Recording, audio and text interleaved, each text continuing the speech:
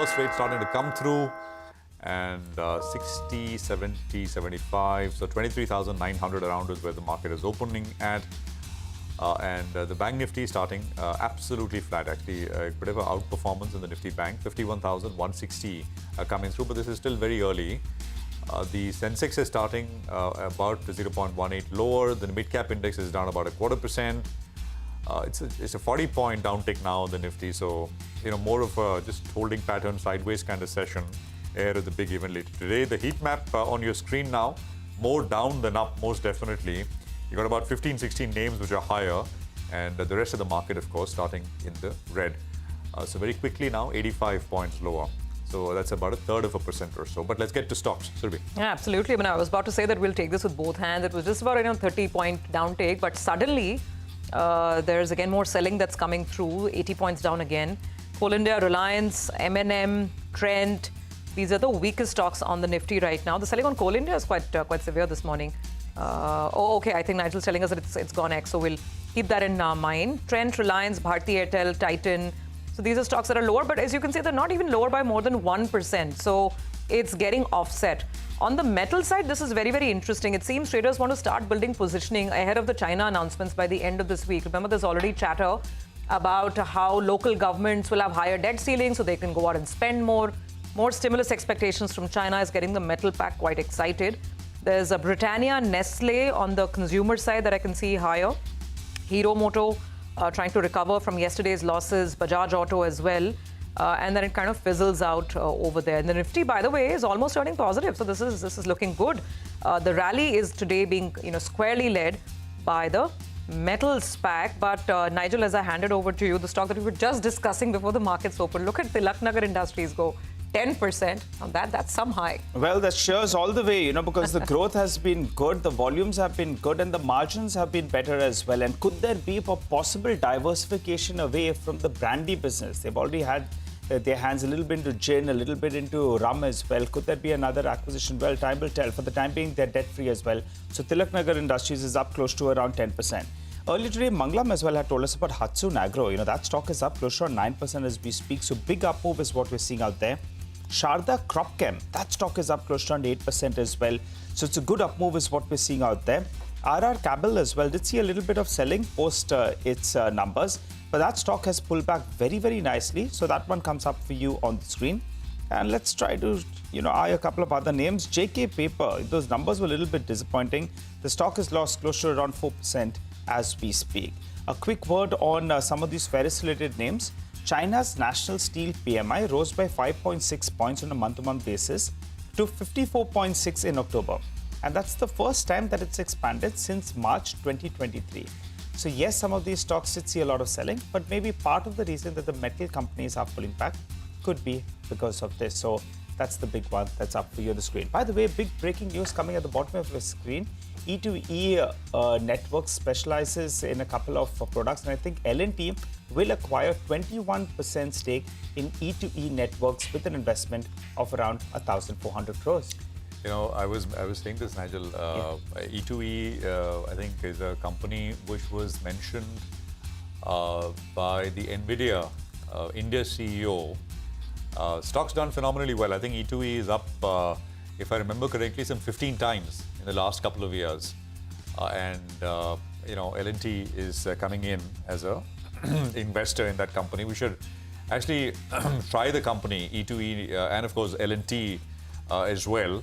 And that's an interesting diversification if there was, right? I'm an infrastructure company. Public cloud services, public cloud, yeah. They work with NVIDIA, and and it was the a few listed companies and the IT services companies. I mean, if you saw the NVIDIA presentation when Mr. Jensen was here in Mumbai, there were lots of companies in that backdrop behind him when he was making this speech.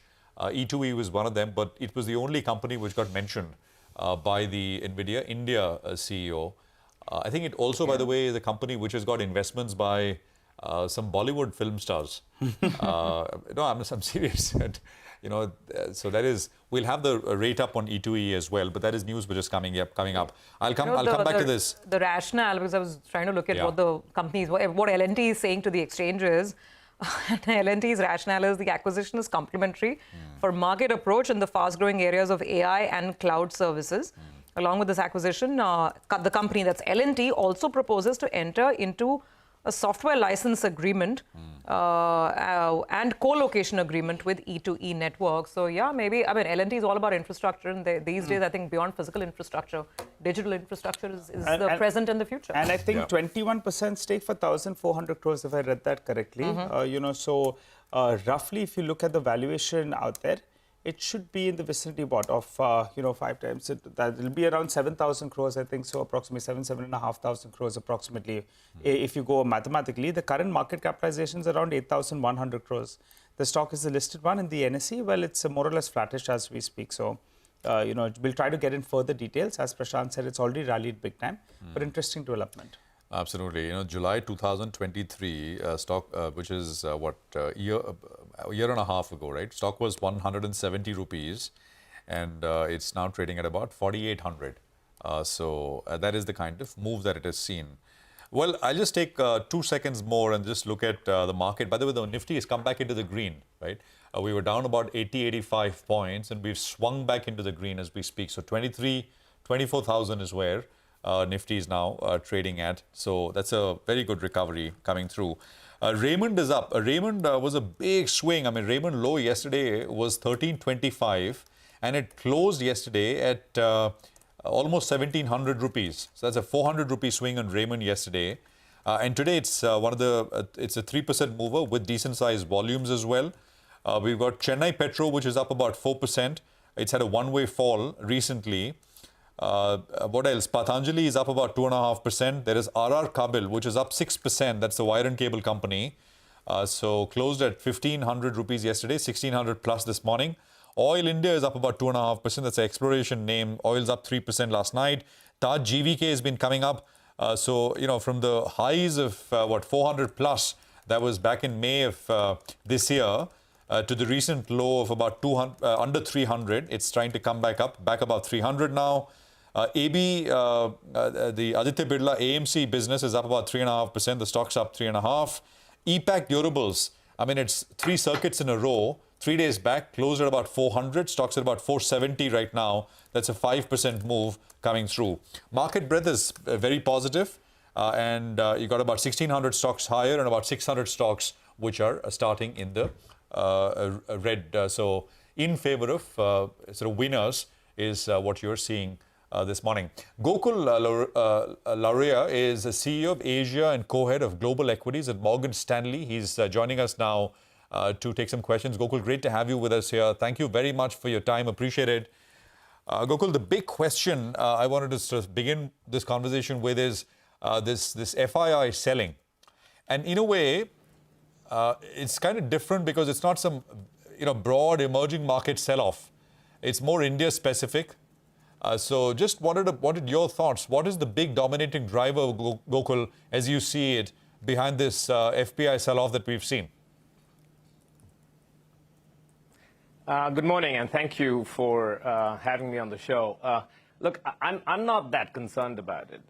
When FIIs make investing decisions, they make relative decisions for the most part. People have been incredibly positive in India for a long period of time, and when there are developments in other markets, they take some chips off the table in one and they put them in the other. So we obviously had excitement in China end of September, early October. There's a possibility that that continues. So it's just going to be a little bit of rebalancing, not much more than that. None of the investors I've spoken with are of the view that longer term, the attractiveness of the story changes meaningfully. There'll be cyclicality from time to time, but my view, certainly over the long term, is that this is going to be one way in terms of flows.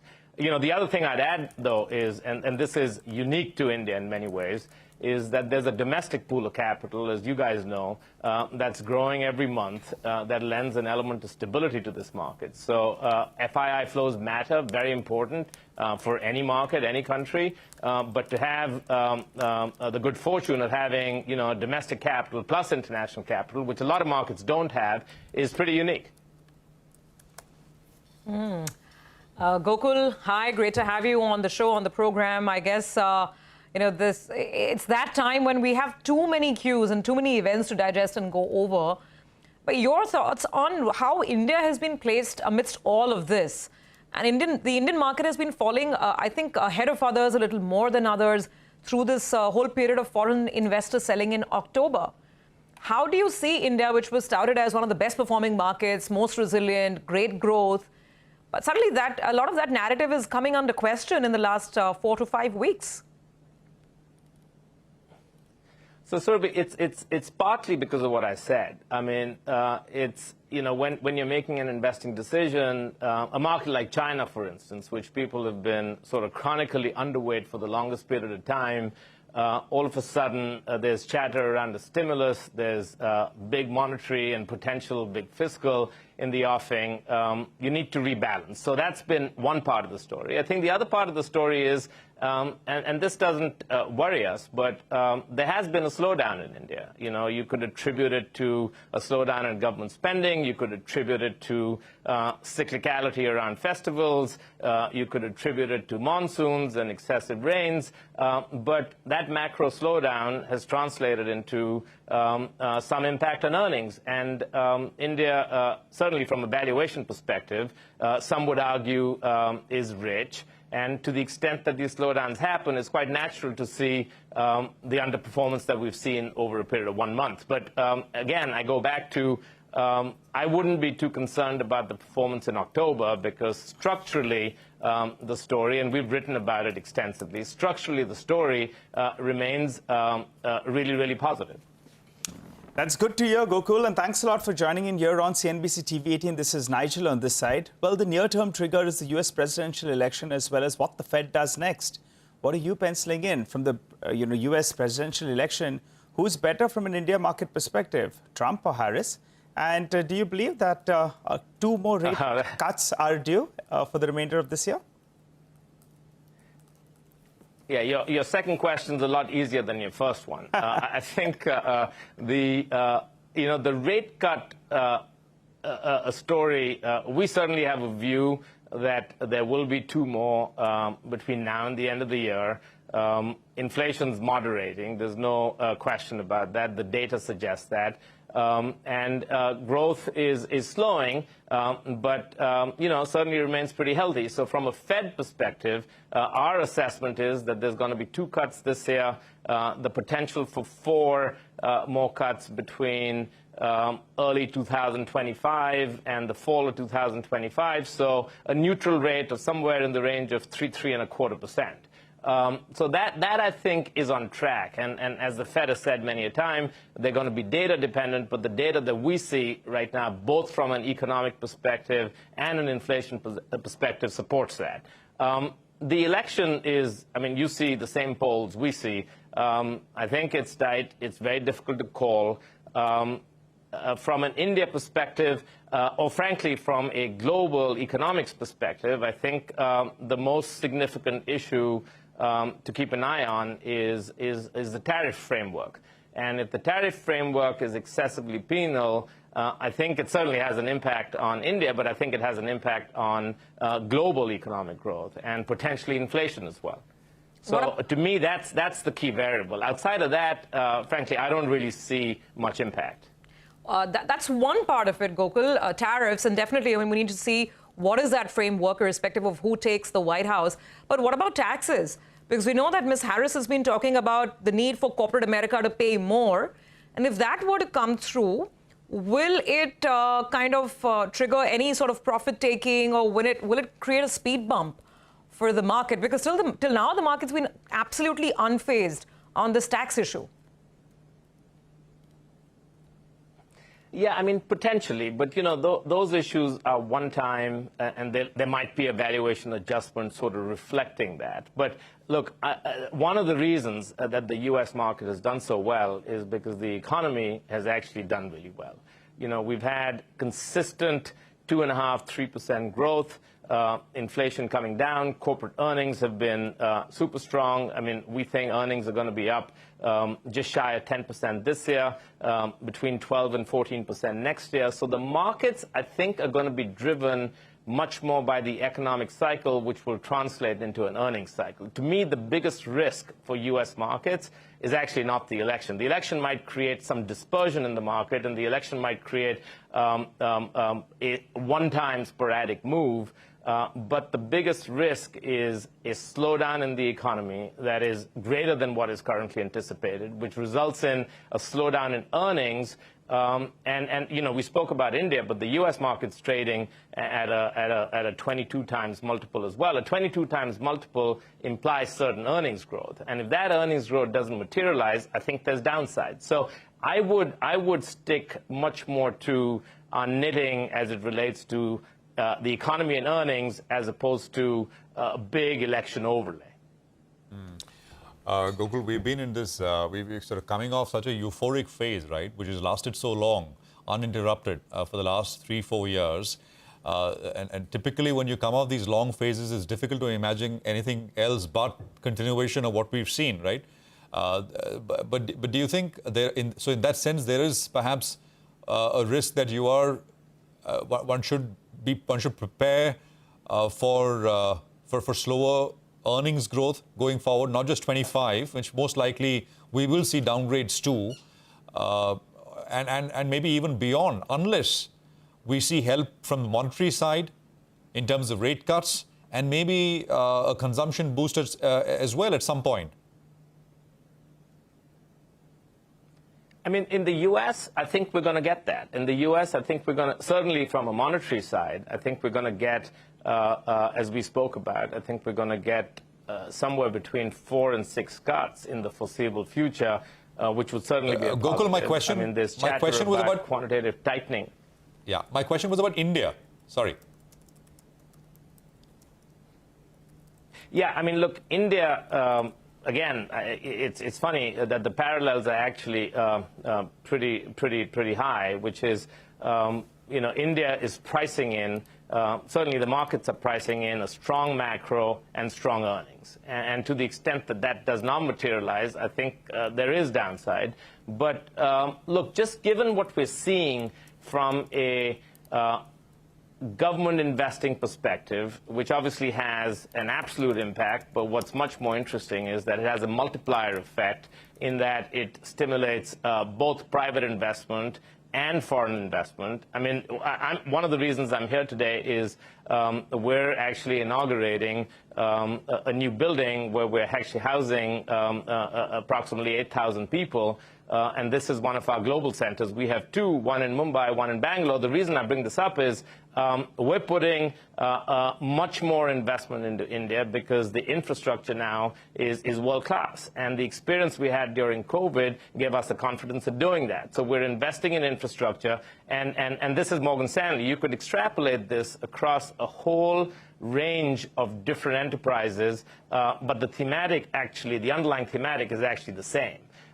So if you have state investment in infrastructure, you've got private investment, you've got foreign investment, that's going to translate into a level of growth that I think is actually going to be pretty attractive. And then you have the possibility of urban and rural consumption coming together, which hasn't really happened so far. So there's that to look forward to. So my view is that, look, structurally, the story is a positive one. It's never a straight line. There'll be periods of time, like October, for instance, and frankly, perhaps this quarter from an economic perspective, that growth slows. But we don't have excesses in this economy. You look at your fiscal deficit, your current account deficit, the levels of leverage, interest rates, inflation, etc. Yes, there's room for rates to come down a little bit, but I don't think that that's necessarily going to be the driver. I think the driver is going to be, you know, just the potential rate of growth over here, which if you think about the backdrop, is probably more positive than we're seeing almost any other place in an economy of scale. That is a nice optimistic note to end on. It has a good ring to it. Gokul, thank you very much for joining in, and we hope to sort of connect with you more often. Thank you for all the perspective on the local situation here, as well as, of course, the global market setup. Well, with that, just a quick look back at the market. What we are seeing right now is actually a very flat trend. I mean, the market's not done too much, and it's trying to stay in the green territory, which is interesting.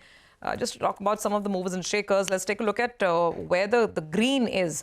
Metals is one trend that we highlighted, and the other trend is the recovery in auto stocks after the absolute drubbing yesterday. Today, the likes of Bajaj Auto, Eicher, Hero, Maruti, a lot of them are seeing a bit of a pullback, 0.5% to 1%, depending on which stock you are seeing. There's some buying on consumer as well, by the way. Tata Consumer, Titan, some of the discretionary consumer plays, they are also looking better today. So discretionary consumption, auto, which is actually part of discretionary consumption, and metals for sure.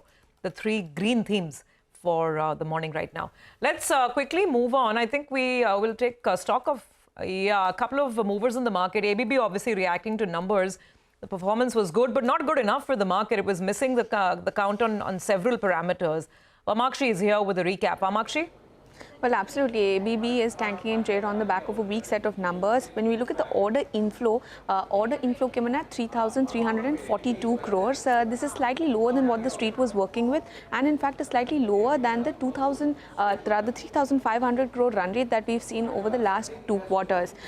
In fact, when we look at the order backlog, on the other hand, that was at a record high. It saw an uptick of almost 7%, and this is mainly because the order book has tilted toward the long cycle orders. This in turn has impacted the revenues, and that is because the period between order booking and revenue recognition now seems a bit stretched on account of higher share of long cycle orders. So revenue has grown at a slower pace of 5%. It has missed street expectations by almost 11%.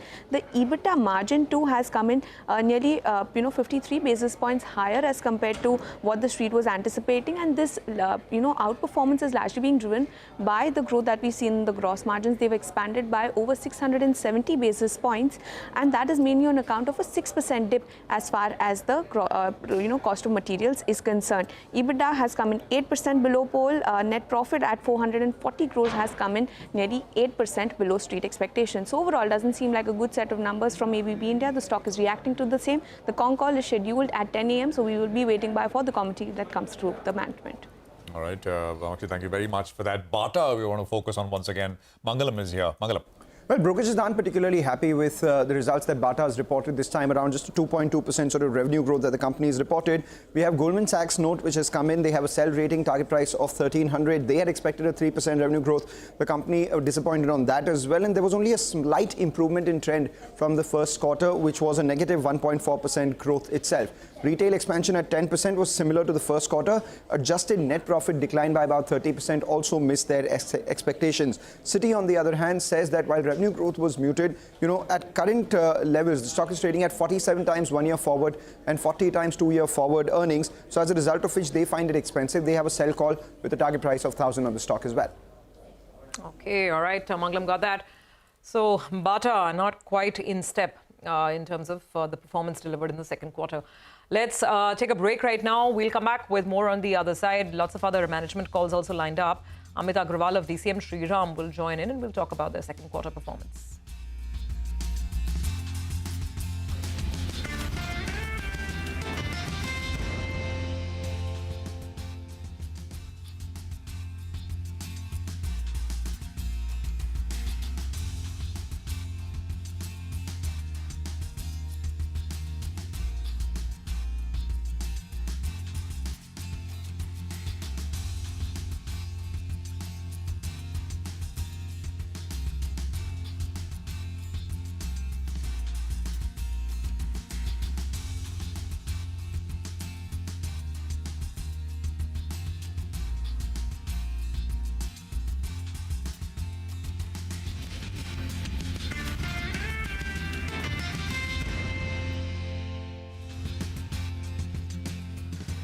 Welcome back. The next company, as I said, on our radar is DCM Shriram. The company came out with a good set of numbers for the second quarter. They have multiple businesses, obviously. There is the chlorovinyl business, there's a sugar business, there's a fertilizer business. So it's got lots of verticals. Overall, if you look at the performance, the revenue was up about 9.2%. The operating profit margin actually expanded. The margins touched over 6%. And the profitability was also sharply higher. So let's figure out how the trends are shaping up. We have Amit Agrawal, Executive Director and Group CFO at DCM Shriram with us. Amit, good to have you on. So I actually just want to start with the chlorovinyl business, which has done really well this quarter, right? The revenue is up 12% and the EBIT is also sharply higher. Just tell us how you see the second half trends play out for this business. And also, our colleague points out, apparently there is an anti-dumping duty on PVC suspension resin that's going to be levied. So that should be great news, right? Because I think you, along with a couple of other players from the industry, were arguing for this, for some protection against all the cheap imports coming from China and other countries. Yeah, true. So on your first question, the trends on profitability, we do expect these trends to continue in the second half of the year as well, because largely these trends are supported by a better cost structure, given that the energy prices over the same period last year have come off, and we expect these to continue, and also that we have done some energy saving initiatives, investments also we have done over the last 1 to 2 years, which are shaping up pretty well. So these trends will continue. On top of that, we have these new investments which are now coming on track with the new chemicals like hydrogen peroxide, aluminum chloride, as well as ECH. Now, once these are up and running, we do expect performance to get better in the coming So if you could give some numbers, that would help. I mean, if I'm looking at the breakup, the revenue for the chlorovinyl segment is about 770 crores right now. And then you're talking about a lot of this capex also coming on stream. Yeah. By the end of this year, how big will this business be? And in terms of contribution, will it remain below the sugar business? Because right now the sugar business is the biggest one for you, right? Yeah. So for this year, yes, the profitability for chemicals will remain below the sugar business. However, in the next year, which is when we'll have the full year for these new capexes, new products which have come up, then we'll see a better year for chlorovinyl. Okay. And what about this anti-dumping duty, PVC suspension resin? I believe it's already come in effect, or no, it's not. Okay. It hasn't. It is only a recommendation from the Ministry of Commerce, which has gone to Ministry of Finance, and then it takes about anywhere between 1 to 2 months for it to formalize, depending on the view that the Ministry of Finance takes. So and what will be the implications if you get a favorable sort of a view from MOF, and if they indeed decide to levy the duty, the anti-dumping duty, then what would the implications be for your business in terms of revenue, pricing? Yeah. So see, most of the PVC that comes into India, the prices that become suboptimal is because of dumping from China. Now, on China, if I remember correctly, the range of dumping duty is anywhere between $80 to $125, ballpark, let's say about $100. So that should be the likely impact on the prices, product prices. Okay. Just to complete this picture, and then of course we move on to the sugar business as well. I think caustic volumes were up about 15.5%. You mentioned the aluminum chloride projects as well, some of the newer capex that's coming in. On the individual chemical side, if you could just give us some projections that we can work with. See, it's difficult to give the numbers for this year, right? Given that these projects are coming up, especially the hydrogen peroxide and epichlorohydrin. These projects, aluminum chloride is a project which will come up in probably it'll take next 1.5 years to come up. So I think on hydrogen peroxide and epichlorohydrin, one of the projects has already been commissioned. The other project will get commissioned in Q4. So as I mentioned, we will see full year numbers in next year. And my sense is the capacity utilization also will take about 2 to 3 years to ramp up. So yeah, I think good times for the chemicals business going forward. Okay, so now let's talk big picture. Also sugar, I think sugar this quarter there was an EBIT loss. Yesterday we were speaking with ISMA and they were saying that I think in Maharashtra there's a bit of a go slow in the activity because it's election season. But now give us projections in terms of full year revenue. How much will the chemicals business be? What will be the growth over say FY24 for the chemicals business and also sugar? See, in sugar business, as you mentioned, Q2 was a loss. So that is, more of a seasonality in that business. So if you see most of the sugar companies' results that you see this quarter will be a loss. And that's more of a seasonality and the accounting issue. But I think next quarter and the quarter after is when the crushing starts, and that's when the profits also are the highest for the sugar business. So my sense is profits for sugar business should be in the line with what we had last year. However, the chemicals business should see about 10 to 15% higher profitability. 10 to 15% higher profitability. Okay, final question. And now full year projections for the company. And we really try and understand this because you have so many different business lines. Now, for FY25, because FY24, your revenues dipped at an aggregate level, right? I mean, they came down to just under 11,000 crores. FY25, what will be the top line growth and blended margins, all the businesses put together at the operational level, EBITDA level? What is the blended margin profile that you're hoping to achieve? Two big numbers. So, yes, we do have multiple businesses, right? But I think we've always mentioned that the businesses that make a difference are essentially four businesses. One is the chemicals business, the sugar business, farm solutions, and Fenesta. So one really, if you have to see, and two of these businesses, farm solutions, Fenesta, are the consumer-facing businesses. So one really has to look at our company from four business perspective. Yes, other businesses do support overall, profitability. But these are the four drivers of our performance. Now, coming to the point you raised of what do we see FY25 numbers, I think it's a little difficult to give you what the numbers will look like because the kind of businesses we are in. But we do expect growth in chemicals, in farm solutions, and in Fenesta business. All right, we'll leave it there. Thank you very much for joining us. And great perspective across lines of businesses, and there are many as far as DCM Shriram is concerned. Thank you very much indeed. Well, the market, I think, is absolutely flat, and as we were saying, this is okay. It was flat, now it's down about 50 points, but that's still, under a 0.25% or so. Not really giving very much by way of a directional cue, more of a holding pattern going into the US elections later today. The IPO market, of course, the primary market has been very interesting as well. And the variety of companies and new kind of business models which are coming in the listed space has exploded over the years. And today we have one such company coming to the market. The IPO of Sagility India has hit the primary market. The company aims to raise 2,106 crores via an offer for sale of 70.2 crore shares. We have Ramesh Gopalan, MD and Group CEO. And SD Srinivasan, Group Chief Financial Officer at Sagility India, now joining us. Now, Sagility, of course, it works with in the US healthcare ecosystem. It works with both payers, which are insurance companies in the US, also with providers like, hospitals, for example, and it straddles that space. Gentlemen, thank you very much for being here.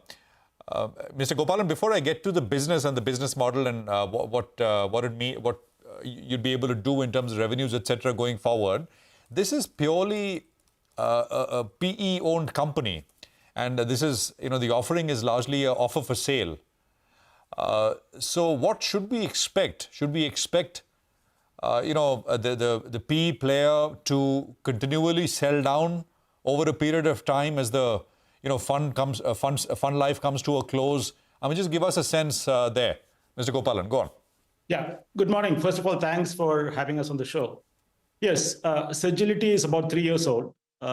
We were the healthcare division of Hinduja Global until 2021. And so we were bought over, the healthcare division was bought over by EQT, which is a PE player, like you mentioned, right? So the offer for sale today is just about 15%. And so the PE player will still be the majority owner for the foreseeable future. And the fund has a very long life. It's a long life fund. So the fund, there's no pressure to sell down from a fund life point of view. And so EQT is likely to be our majority shareholder for the foreseeable future as well. Gopalan, you'll have to come down to 75%, right? So that'll have to be done. Yes. We have time for that, right? So we will meet the 75% norm, but we still have a long time to go for that. So beyond this OFS, if you can give us broad, when is the next sort of share sale likely to come, in your opinion, to the best of your knowledge? Yeah, listen, there's no firm decision made on that yet. Like you said, we need to meet the 75% norm, and we will do that within the required timeline. But beyond that, at this point in time, we are focused on the 15%. And as you also know, we did a pre-IPO sale. So there's another 2.61% that were sold to investors before the IPO. Okay, all right. Hi, Mr. Gopalan and Mr. Srinivasan. Welcome to the show and welcome to the stock markets. Let's get a couple of other details out of the way. The last 15, if I look at the 15-month period, you'll have grown by around 10 to around 12%. Should that be the steady state growth that we should be working with? And also, since we have your first quarter's numbers, there has been some margin compression. Why is that? Okay, first on the long-term growth, you're right. We've been growing in double digits for the last few years, and we are reasonably confident of maintaining that growth trajectory into the future as well. And margins fluctuate a bit quarter on quarter, but if you look at our long-term profitability, we've maintained pretty steady EBITDA margins between 23 and 25% over the last several years. Okay. So the margins that we have shown, or the reported numbers, are at 17.8%, and it has got a significant portion of provision that was made for share appreciation rights. The nature of these share appreciation rights that were given to the senior leadership team had moved from cash settled to equity settled. So though this passes through the P&L, this is not going to be a liability or a cash expense for the company. This will be directly settled by our holding company, Sagility BV. Which it means that margins should sustain in that 23 to 25%, which you'll have done in the past. Yes. Yeah, it is sustaining at 23 to 25% as we did in the past. And it is an adjustment that needs to be made because these are not cash expenses for the company. Got it. All right. Since this is a pure OFS, we need to understand a couple of other details. Is there any outstanding loan from the promoter entity? Yeah, there is an outstanding loan of about $110 million as we speak. Okay. It is an external commercial borrowing at 8% coupon rate pushed in by the parent company to us as part of the leveraged buyout. So this will get cleared off in the next 2.5 years. So there is a structured repayment pattern given in the RHP as well. Okay. It's a foreign borrowing, which will be sort of paid off over the next couple of years. The growth rate, I don't know if you addressed this, has been between 10 and 12% over the last 15 months or so. Is this what we should expect, Mr. Gopalan? I mean, the rate of growth in this range? Listen, obviously we're trying to grow faster. But if you look not just 15 months, but even a few quarters before that, I would say somewhere dollar rate somewhere between 11 and 13 and rupee rate of growth somewhere between 12 and 14% is the average that we've achieved. And we are reasonably confident of those kinds of numbers going forward as well. Okay. There is an outstanding litigation against your subsidiary by Synergy Global, Mr. Gopalan. Could you address that? Is there a risk for investors, and what kind? No, so this was an outstanding litigation right at the time of carve-out. And this is a carved-out liability, and we have a bank guarantee from the seller against this liability. So there is unlikely to be any liability against the company because, like I said, we have carved that out and also have a bank guarantee from the seller. So the Hindujas have provided a bank guarantee for this? Exactly. Okay. What is the amount? What's the size of this? I mean, if potentially it were to come to a head? Srini, that's 45 million, right, Srini? Yeah, it's about 45 million. Beyond the bank guarantee, we also have an indemnification clause in the contract where the Hindujas would indemnify or make good whatever losses that we incur as a company. And where is this litigation Where is this going on? Which jurisdiction? In the state of Illinois and Texas, there are 2 cases, and one I believe is being quashed as we speak. The other one is still there. Okay, all right. Very quickly, the next big tracker that equity markets in the globe will be looking at is the U.S. election. Do you see the U.S. election outcome affecting the direction of your business? U.S. healthcare is an important debate in the United States right now. So how do you see that impact business? Listen, while we are 3 years old as a company, we've been in this business for 24 years, right? So we started the business in 2000. So we've seen multiple election cycles. We've seen cycles where healthcare was even more an important topic in the elections. And we've seen various administrations, and through all of it, our businesses continue to grow. So we are not really concerned about the outcome of the elections. As a business, we don't rely on visas for delivering our work. All of our employees in each of the markets are local hires. And so we don't see a big impact because of the outcome of the elections. Got it. Okay, all right, gentlemen. Thanks a lot for joining in. You've given us a fair idea about business on listing. We'll push you a little bit for guidance going ahead. But for the time being, we know how your business is evolving. Thanks a lot for joining. Thank you. Thank you very much. Well, let's focus on the markets yet again. We moved into the green, but now we're down close to around 40 points. And today, the breadth of the market is pretty much even, Steven. So that's good to see, because yesterday, at one point of time, we had only 300 stocks that are advancing. Let's hope it stays somewhere in this vicinity. Mitesh Thakkar is back with us. Mitesh, what do you make of the first half an hour to 45 minutes? So, Nigel, we attempted a pullback, didn't work out because 24,050 wasn't crossed. My sense is that I think, there could be a pullback because the oversold readings still persist on the indicator charts. And this time, we'll trail the stop to about the same levels, 24,050. We'll keep recommending people that were short, trail your stop loss to those levels. But a couple of stocks have broken down in the meanwhile. So I have a sell on BHEL. BHEL is a sell with a stop at about 239 for targets of 220. And EVs, after a long time, showing signs of profit booking and some kind of negative setup patterns evolving on the charts. So sell here with a stop at about 58.50, or maybe just 5 points above that, 58.55, and look for a target of around 56.40, 56.35 on the downside. One more question on Voltas. That one's looking quite good. It's pulled back from the lows that we saw last week. There's an MSCI rebalance element as well, I understand, on this one. Yeah. Where is this one headed? So, Nigel, it's at the weekly support area. The levels of around 1620 is where the weekly averages kind of come in, 1620 to about 1650. There are two averages converging. And I think this could give a bounce back, possibly to about levels of 1730. And in a good case scenario, even 1775 weekly on the upside. By the way, the one very clear trend in the market is PSU selling today. It's not just BHL. BHL is one stock that, of course, Mitesh was talking about. Look at everything else also. NBCC, NHPC, IRFC. A lot of these stocks are down. IRCTC, of course, came out with really, poor numbers.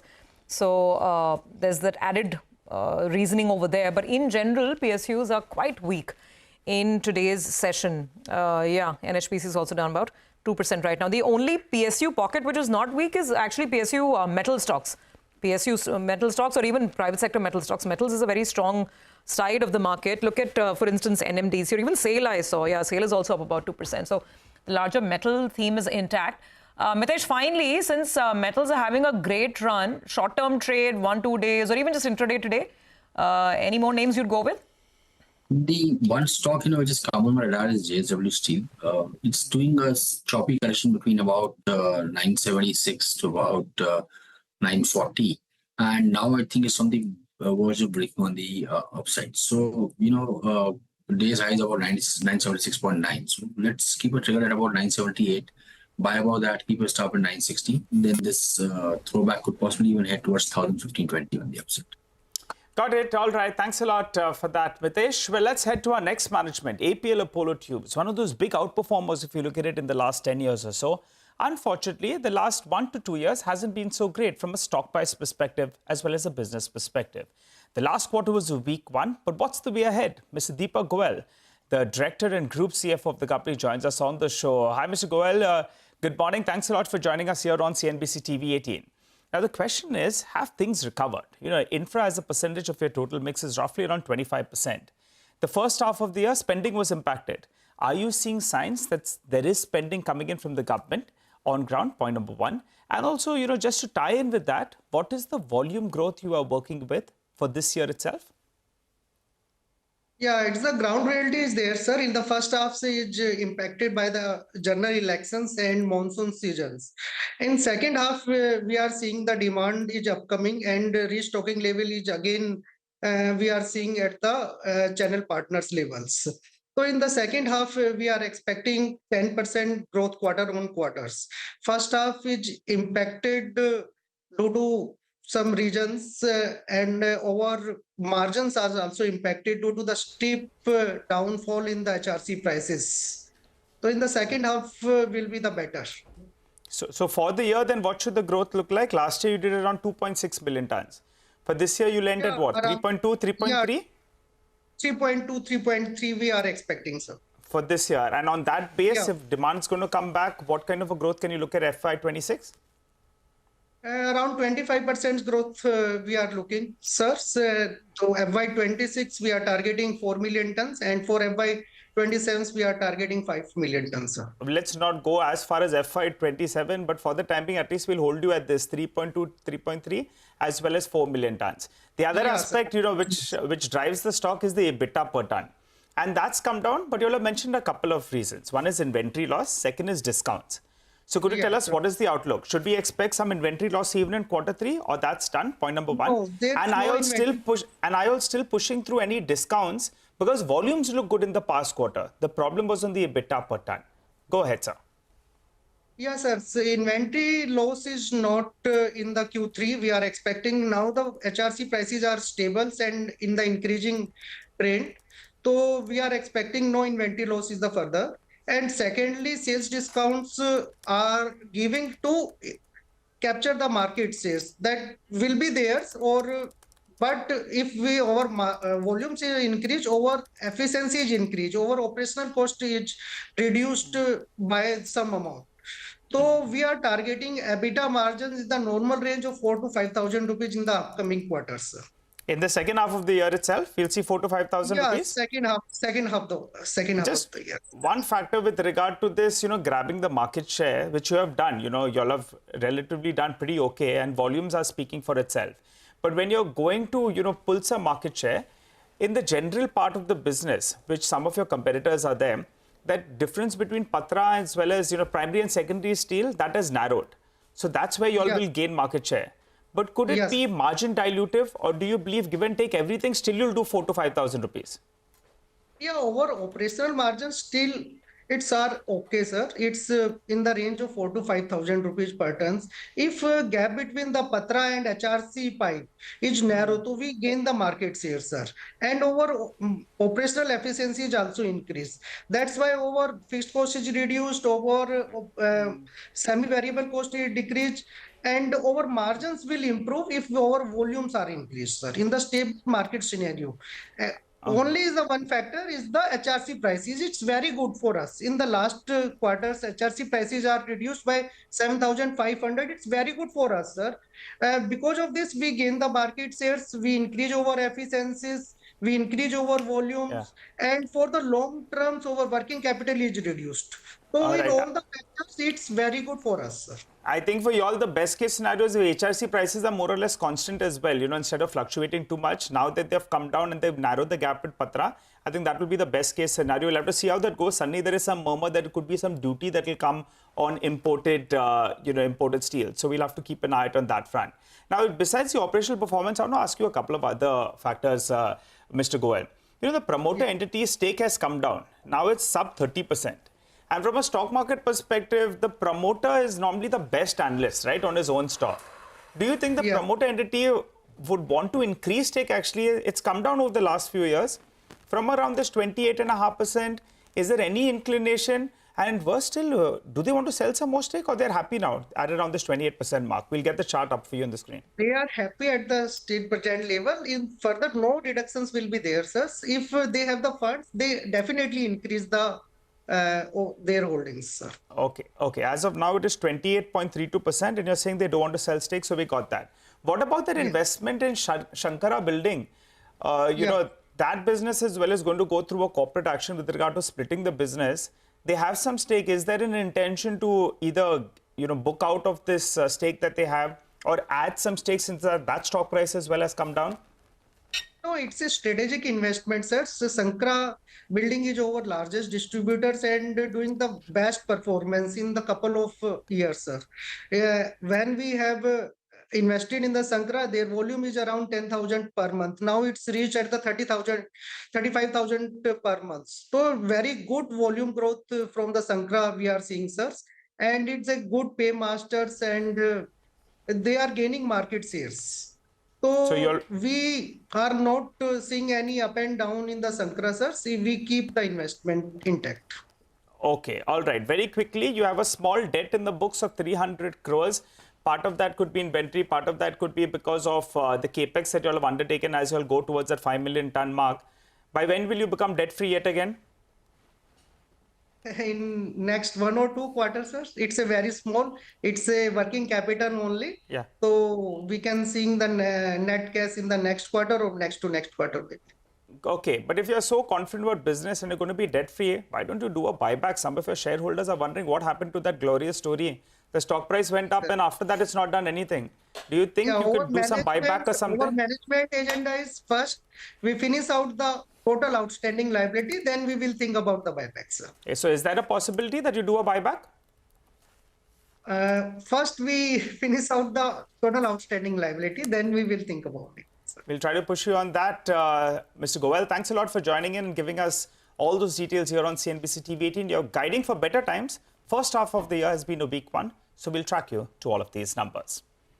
Well, for the time being, we'll slip into a short break. On the other side, we'll focus on the commodity segment. Manisha Gupta is waiting for us.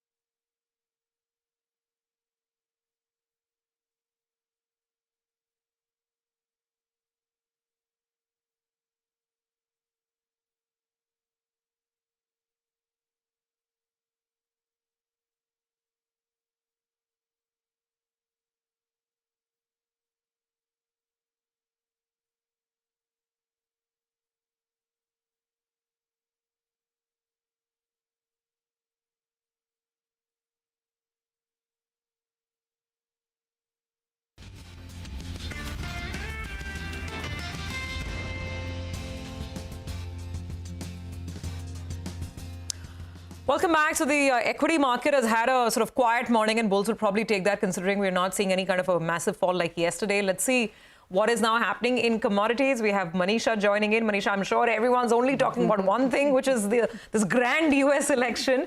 But what are the moves like today? Well, you know, commodities are faring better than other asset classes, while the gold and silver prices are kind of steady. But we have seen strong gains come in for the industrial commodities. So most of the metal prices are trading firm, but it clearly has been about the crude oil prices with overnight gains of 3%, which makes it the best performer in this week until now. Well, there are 3 or 4 things which have been supportive for crude. One, OPEC and allies plan to delay planned output hike of 130,000 barrels per day by first 1 month. So that will only start now in the month of January. The second thing is about reports of Iran now looking to plan attacks on Israel through proxy militia. I mean, those are the kind of reports that we've seen come in for the last couple of days, and that premium is coming back in prices. The third thing is about the tropical storm, a newer one forming in Caribbean yet again. This was yesterday's news, and as we go ahead in this week, we'll understand on how, what category, what intensity it takes over. But this has always been a case, and we have seen the last two storms actually shut down nearly 15 to 20% of Gulf of Mexico oil facilities, and for some few days, and that has impacted supplies there.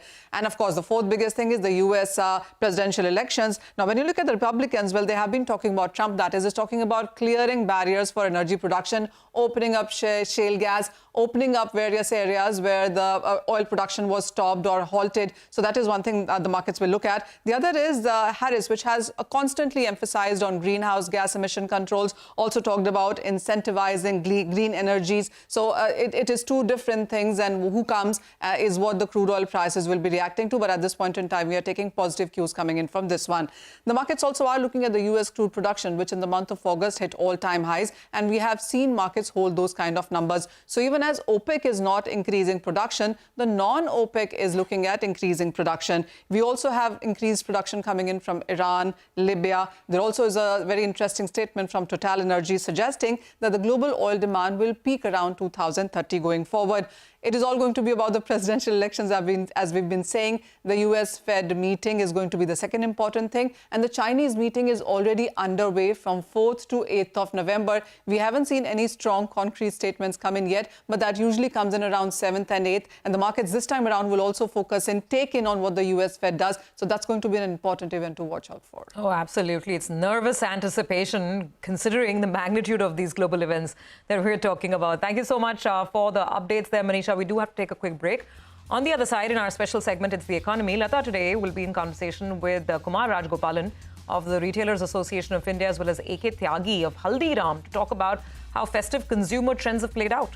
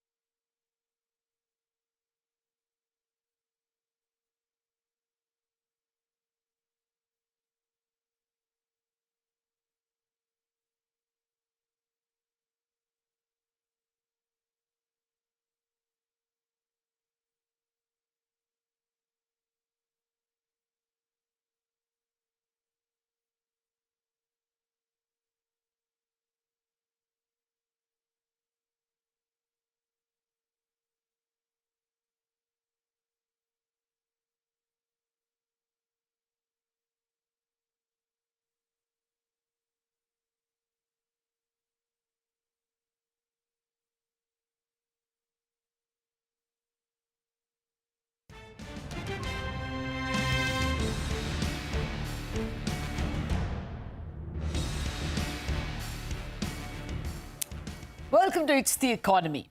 That the July-September quarter was a washout in terms of consumption is now obvious from most of the corporate results that we've got. Hopes were pinned on the festive season, that is October.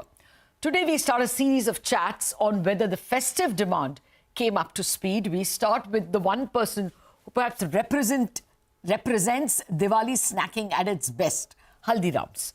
Joining me is Mr. A.K. Tyagi, the Executive Director of the company, and to represent the industry, Mr. Kumar Rajagopalan, the CEO of the Retailers Association of India. Gentlemen, thank you very much indeed for your time. Belated Diwali greetings to both of you. Mr. Tyagi, let me start with you. I mean, how, do you make comparisons 4 weeks to Diwali this year versus 4 weeks to Diwali last year? How are the numbers stacking up? Yeah, first of all, I take this opportunity to convey very, very happy Diwali to all our customers. Definitely, festival season of year 2024 is better than year 2023, and the growth vary from 5 to 15% depending upon the product. Mm-hmm. Can you elaborate when you say depending on the product? Were premium products more in demand? Were more of your mass products, small packets, large? Any more color you can give us?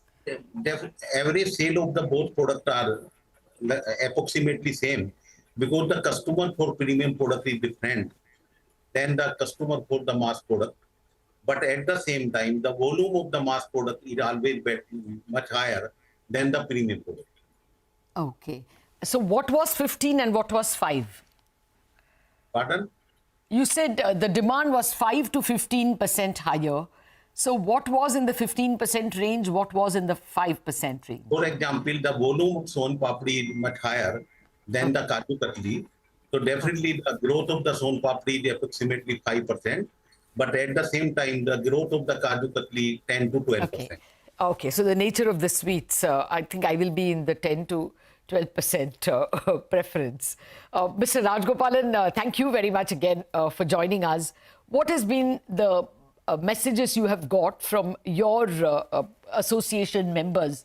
I know it is too early for you to give us the overall number, but I believe you did a dipstick survey. What are the results? Thank you, Lata, and season's greetings to all of you. I think like you said, it's a dipstick survey. We've got details from some of our key members, and the impression that we are getting is that Diwali has kind of shown a growth of about 10 to 12% when you take it across categories. Definitely people who participate during Diwali, at least the categories like jewelry, garments, etc. have done well.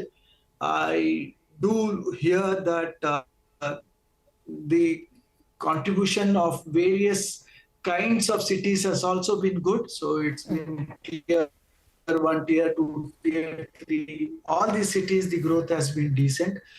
We call it good because, like you said, up to September, the businesses were not really growing much at all, hardly 3 to 5%. And that too on a like-for-like basis, many of the businesses were not doing well. So compared to that, this 4 weeks before Diwali, the initial impression is that businesses have done well. We also hear that maybe the food and grocery part of the businesses have not participated as much. The growth may not be the double digit, but most of the other categories have done well. CDIT, the consumer durables and information technology products, have also done well. They have also had a few good launches during this time. So yeah, overall, that's been a better Diwali than what was hitherto seen up to September. Okay. No, I take your point that up to September, things were looking very bleak, and October clearly saw a lot of demand. But will you have any numbers to say whether Diwali of 24 was better than, I mean, was the growth, this 10 to 12% that you are talking about, right? Was that more than what you saw in Diwali 2023? Yes, I think the last time in Diwali 2023, it was about some 7 or 8%. Okay. But I do have to put this caveat that the final numbers have not come in. But the initial impression is that it's better than Diwali 2023, because by Diwali, the businesses, last year, the businesses had already started seeing a flat growth. 2022 was a fantastic year for most retailers. So compared to that, it didn't look very great in 2023. 2024, I think things are picking up. The premium segment definitely is doing well. The good news that I'm hearing is that even in the value segment, there has been growth of about 8% or so, which if the numbers corroborate subsequently, I can tell with definitive confidence, but that's a very good number if that's the way it is. Because otherwise, the value segment was not doing so well. No, that's extremely welcoming news that it was better than the previous Diwali. And you said that grocery and foods didn't do well. I have some data from Datum Intelligence, which is tracking e-commerce deliveries, and they have done best in groceries and home, and hardly much in terms of fashion.